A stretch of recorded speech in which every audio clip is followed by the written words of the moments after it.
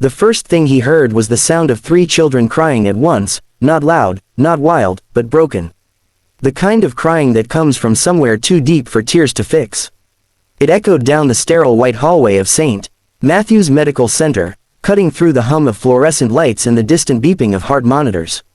Ethan Caldwell paused mid-step. He had come to the hospital that morning in a tailored charcoal suit, polished shoes reflecting the marble floors, his assistant whispering quarterly figures in his ear. He was the billionaire founder of Caldwell Biotech, the largest private donor to this hospital's new research wing. He was here for a board meeting, a ribbon-cutting photo, and a polite handshake with the press.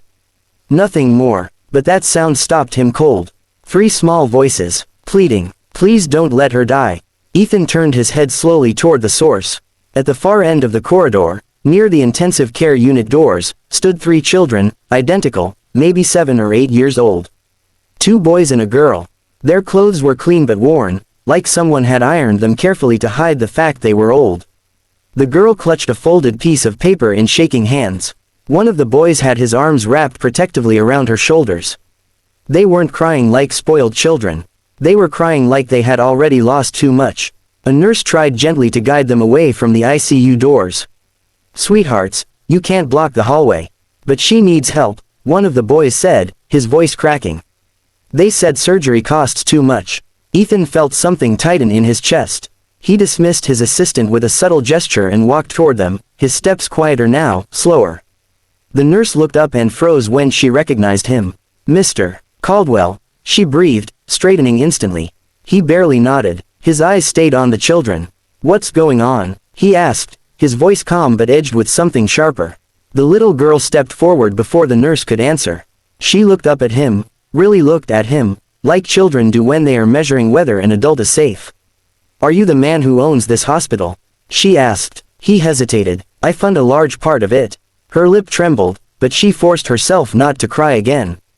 "Then please save our mom." The hallway went silent. Have you ever been asked for something that felt bigger than money? Bigger than power? Ethan had built an empire from nothing. He understood acquisitions, mergers, hostile takeovers. He understood leverage and risk. But he did not understand the look in that child's eyes, raw, desperate, unfiltered hope. "What's wrong with your mother?" he asked quietly. The nurse finally stepped in. She was admitted 2 days ago. Severe internal bleeding, complications from an untreated condition. She needs emergency surgery. "But," she hesitated. "But," Ethan pressed, "she doesn't have insurance." The words landed like a dull hammer. Caldwell Biotech had just pledged $50 million to expand the cardiac research lab. The gala dinner alone had cost more than this woman's surgery. "How much?" he asked. The nurse swallowed. $280,000. The children stared at him as if the number meant nothing, because to them, it did. It might as well have been 200 billion. The little boy stepped forward. "We can help pay," he said quickly. He reached into his pocket and pulled out crumpled dollar bills and a handful of coins. "This is our birthday money." Ethan's throat tightened. Can you imagine standing there, holding your entire world in your hands, and knowing it isn't enough? "What's your mom's name?" Ethan asked. "Lily," the girl whispered. "Lily Harper." The name hit him like a punch. To the ribs. Lily Harper. The world around him blurred for a second. The sterile smell of disinfectant faded. The hallway seemed to tilt. No, it couldn't be. There were thousands of Lily Harpers in America. But something inside him, something he had buried for almost a decade, stirred violently. "How old is she?" he asked, his voice suddenly rough. 32, the nurse replied after checking the file. Ethan's heart slammed against his chest. 32. That meant she would have been 24 the last time he saw her. The last time he broke her heart. He cleared his throat. "I want to see her."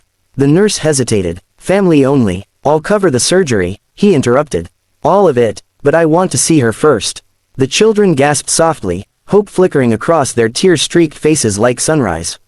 "Really?" the girl breathed. Ethan knelt down so he was eye level with them. He wasn't used to kneeling for anyone. "Yes," he said, "really." Their relief was immediate and overwhelming. One of the boys threw his arms around him before thinking. Ethan stiffened instinctively. Physical affection had never been part of his world, but then slowly, awkwardly, he placed a hand on the child's back. It felt unfamiliar, warm. He stood and followed the nurse into the ICU. Each step felt heavier than the last. The room was dim, machines glowing softly in the shadows. A heart monitor beeped in steady but fragile rhythm. And there, lying pale against white sheets, was a woman with dark brown hair spread across the pillow. Even with tubes in her nose and bruised shadows under her eyes, he recognized her instantly. Lily, his first love, the only woman who had ever seen him before the money, before the suits, before the empire. A memory flashed uninvited, her laughing in a tiny apartment kitchen, flour on her cheeks as they tried to bake a cake they couldn't afford. Her fingers laced through his as they promised they would build a life together. And then another memory, the argument, the shouting, the ultimatum. I won't watch you destroy yourself chasing this dream, she had cried. And I won't stay small just to make you comfortable, he had shot back. He had left that night with nothing but ambition in his suitcase. He never looked back, until now. He stepped closer to the bed, his breath shallow. Her face had matured, yes, but it was her. The small scar near her eyebrow from when she slipped on ice during college. The faint dimple in her left cheek. And then his eyes moved lower. To the chart clipped at the end of the bed. Marital status. Single. Emergency contacts. None listed. Number of children. 3. His stomach dropped. 3. Triplets. 7 years old. His mind calculated automatically. 7 years ago. The timeline slammed into him like a freight train. He reached for the edge of the bed to steady himself. No, it couldn't be. He had left her 9 years ago. But they had met one last time. One reckless, emotional night when he came back from New York after landing his first major investor. They had said goodbye, and apparently, they hadn't been careful. His pulse roared in his ears. He looked at her face again, searching for answers in her unconscious expression. Why didn't you tell me? He whispered, as if hearing him through the fog of anesthesia. Her eyelids fluttered slightly. A faint crease formed between her brows. He stepped back quickly, panic rising. Outside the room, the children waited. His children. Have you ever realized your past wasn't finished with you?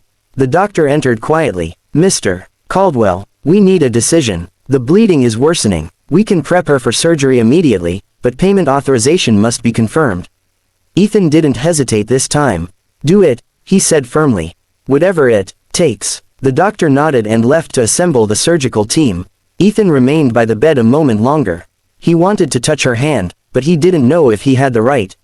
You always said I'd regret choosing money over people, he murmured softly. I guess you were right. He turned and walked out. The triplets sprang to their feet the second they saw him. Is she going to be okay? One of the boys asked, eyes wide. She's going into surgery now, Ethan said carefully. The doctors are very good. The girl stepped closer, studying his face. Why are you helping us?